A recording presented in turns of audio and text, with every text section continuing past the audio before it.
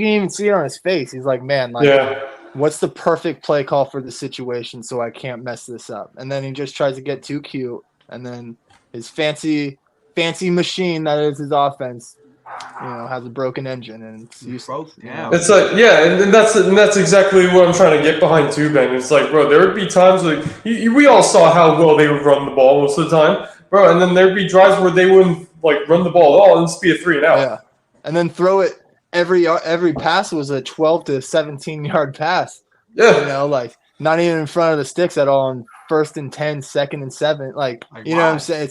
It's crazy. Like I don't know. Like I don't know that Shanahan's play calling has always been kind of iffy to me. My bad. Go ahead. No, you're good. That's all about I was going to say. Now I was gonna. Well, let me ask you guys this: if you're a 49ers, let me ask the 49ers. Well, I guess you're more of a Bears fan, but let me ask the guy who's going for the 49ers. If you are a 49ers fan, do you believe in Kyle Shanahan at this point? Oh, absolutely not. Is that who you want to be your coach going forward? I think officially with this loss, in my opinion, Kyle Shanahan is officially on the hot seat. A million. I 1,000% agree. At this point, what else could you do? You've gotten the guys to the big game a couple times now, and you don't deliver. And then the whole Atlanta thing, you're never good. Unless you win the Super Bowl, that will never get lived down. So you've had 3 straight leads in the Super Bowl and lost them all. Now, granted, you were going up against Tom Brady and Patrick Mahomes, literally the greatest of all time. However, it's true. I will say that. But at the same time, like, you got to win one of those, man. I'm sorry. Not the talent, not when you're favored and all that. I'm sorry. You got to win one. Not when you were up. Not when the Chiefs were looking how they were looking in the first half. They were look. You had Travis Kelce about to take off Andy Reid's head. They were looking rattled. They were antsy. Like they wanted to win bad. Like they were playing tight. You had them by the proverbial neck, if you will. And you didn't, and you let it slip, man. So I'm sorry. I think Kyle Shanahan's on the hot seat at this point. If I'm a 49ers fan, thank you, sir, for what you've done for us. But maybe somebody else can win us the big game, not just get us there. Kyle Shanahan, get ready to learn Chinese. I want to ask you guys this question too. Real talk. What do you guys think, if you're a Niners fan, do you think Steve Wilkes stays on the team next year? Dude, that defense, you just look at the second half of the games like earlier in the games in the playoffs, like that defense is stout. You know what I mean? Like, you held Patrick Mahomes, what was it, 25 points? That's what the Chiefs ended up. It was 25-22. Yeah. Mm-hmm. 25 points to Patrick Mahomes is without Greenlaw too. Without Greenlaw, yeah. Yeah. And Wilkes gets a lot of hate. I do know that, but I don't think he's necessarily the problem. Mm-hmm. I do think D'Amico was a much better DC though, but 1,000,000%. Yeah, we're seeing it in Houston. He's him and CJ Stroud kind of killed it this year. Nobody expected them to be good. Yeah. Well, Wilkes was doing pretty good with the Panthers. That is true too. Mm-hmm. I still think he deserved that head coach job, dude. Thank you. I was just going there. One can make an argument that since Ron Rivera's left, he's actually been the best Panthers head coach, and they let him go. Even in the first half of the game, when both teams are going really well on defense, the 49ers only scored 10 points. You thought they would have scored a little bit more than that based on whose offense was supposed to be more effective. You know what I mean? They got think about this. They got outscored in the second half, including overtime, 22-9. It was 10-3 at the halftime, right? And the game ended up being 22-9. 25-22, or 25-22, yeah. 25-22. So they ended up being outscored 22-10, 22-12 in the second half. You know what I mean? Like, that's to me more of an indictment on your offense not being able to do anything. 1,000,000%. You don't win the game. You don't win the game in the first half. You win the game in the second half. You know what I mean? You win in money time by making. If you want to blame Brock Purdy for something, I guess you could say he got a little bit too accustomed to what the game plan was versus I got to make a play to win the game or keep the game going. That's the only thing I can say about Brock Purdy. But again, he's way down on my list of people to blame for the Super Bowl. I totally agree with that.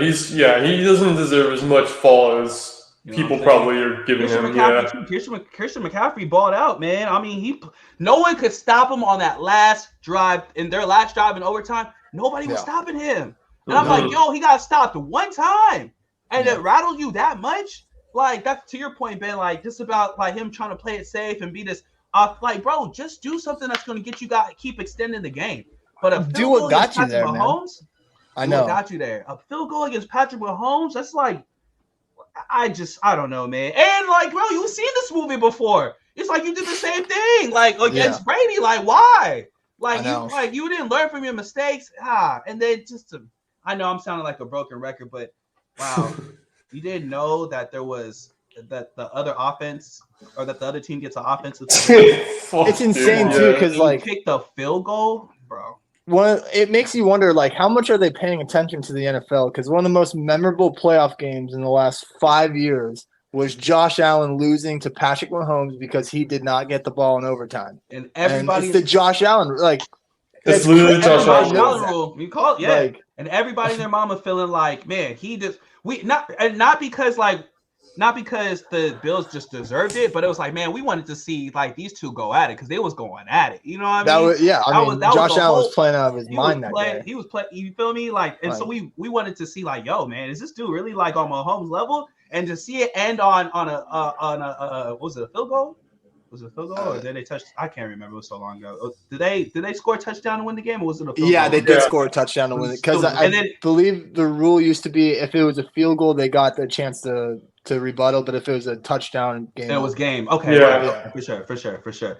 I just remember like watching that game, feeling like, man, like I wanted to see Josh Allen like get a chance to do something. So like, but to your point, how much are you really watching the NFL? Like, I mean, you have like, that was not the loss was disappointing, but that added incredible insult to injury, if you ask me. And what's even worse is they fumbled the bag in front of Ice Spice too.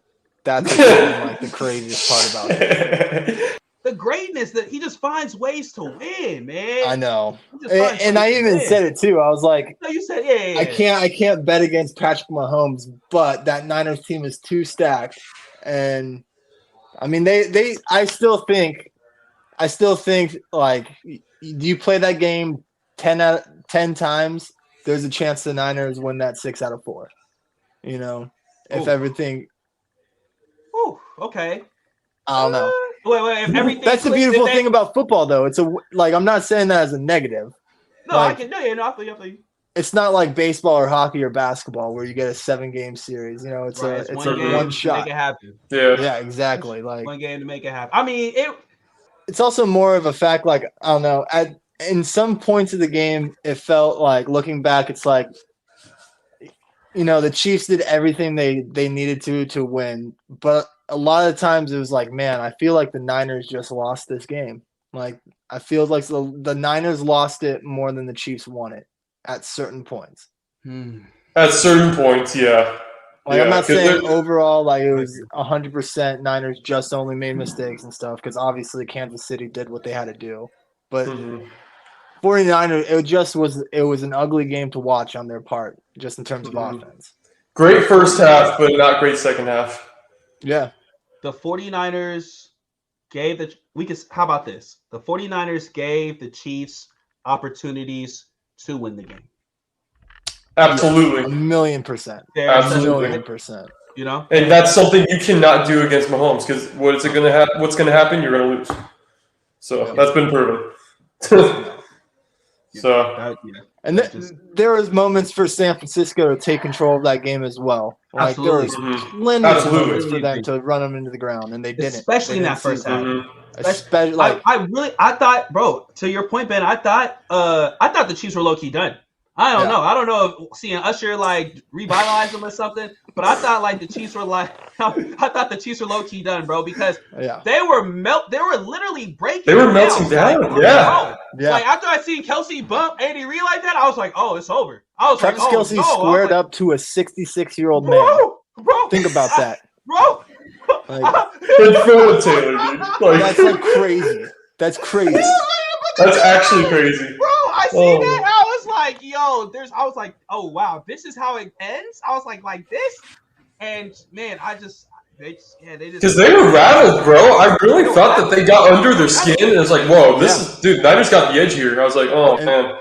Purdy was looking amazing. Those like that first quarter and a half.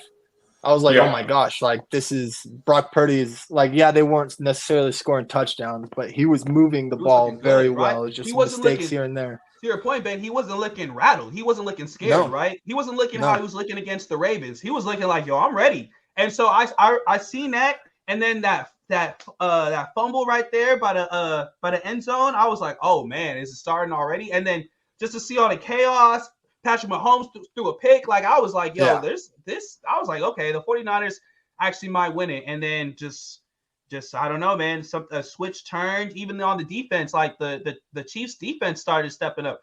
Chris Jones, I don't think we really mentioned him enough. Chris Jones, like he outside of that third down where he just rushed Purdy, you can make an argument that there was like maybe like one or two more times where he had game saving plays.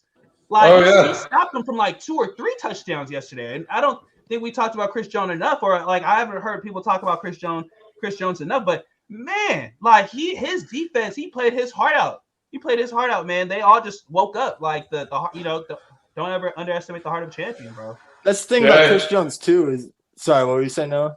No, I was just gonna say his leadership, I think, also helped that defense really turn things around. So go ahead, Ben.